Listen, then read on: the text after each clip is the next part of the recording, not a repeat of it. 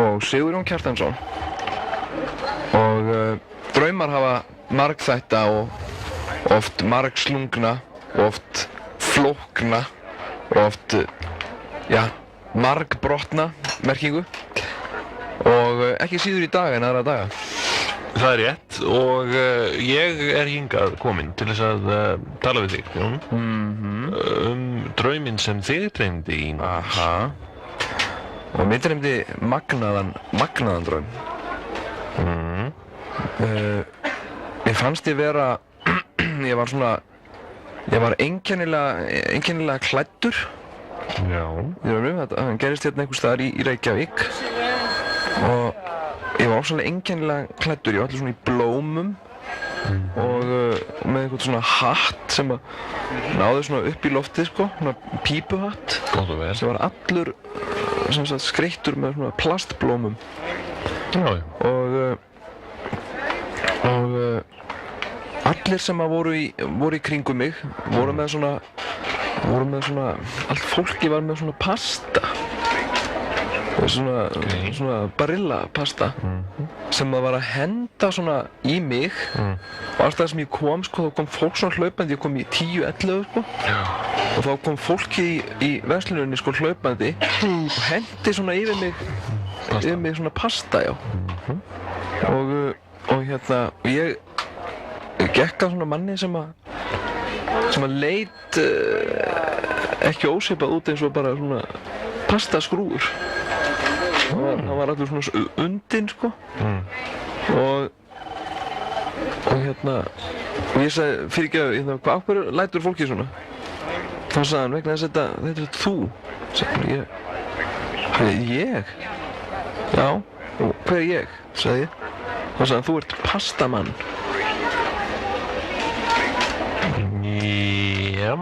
Ég var í pastamann og og þá var þetta orðið svona einhvers konar svona trú eða svona trúarbragð. Já, svona rastafarar. Já, eitthvað svoleiðis, skilur. Og það eru lög, veist, það voru heyrt þessi Barilla auglýsingalög.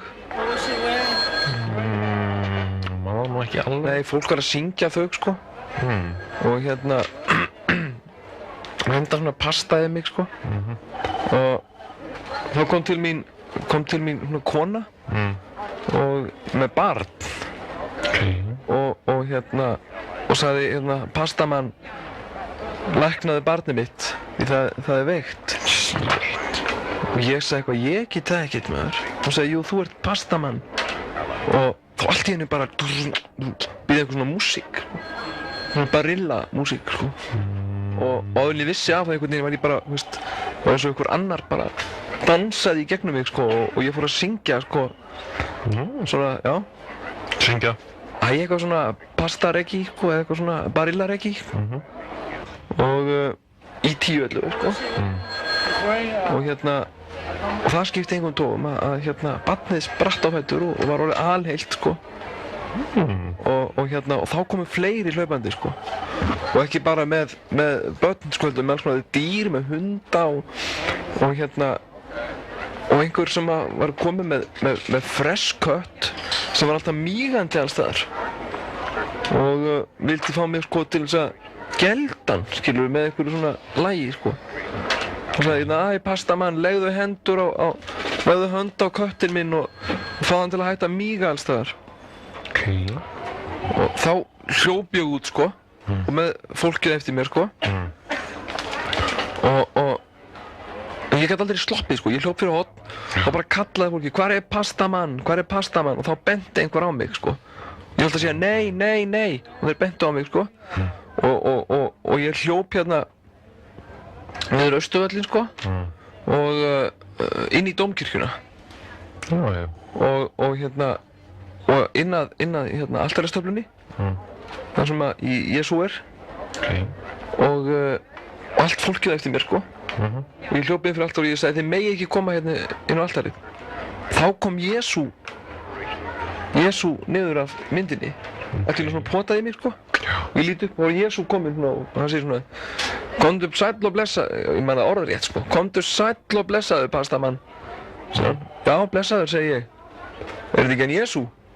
Jú, sá er maðurinn, sagði ég man þetta alveg orðrétt. Og fólkið alveg bara þagnaði, sko. Og hérna, þá tók einhvern veginn Jesús svona í mig, sko, í hendina á mér. Og lét mig veifa svona til fólksins, sko. Og allir svona, hei, rópuðu svona, sko. Og ég segi, hei, Jesú, hvað er þetta að gera? Og þá tók hann svona einhvern veginn í kjálkan á mér, sko. Og hermdi svona eftir mér.